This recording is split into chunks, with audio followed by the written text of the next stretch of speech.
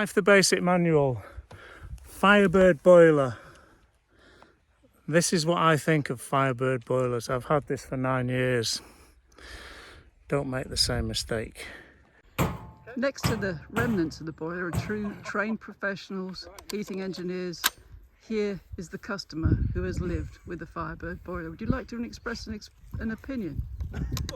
Well, not really that happy, to be honest. Really, I couldn't tell.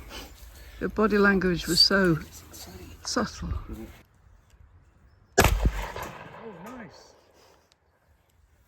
Luckily, we have trained professionals on hand. Tell me, Burgess Sam, is this how you normally dispose of your unwanted boilers? No, definitely not.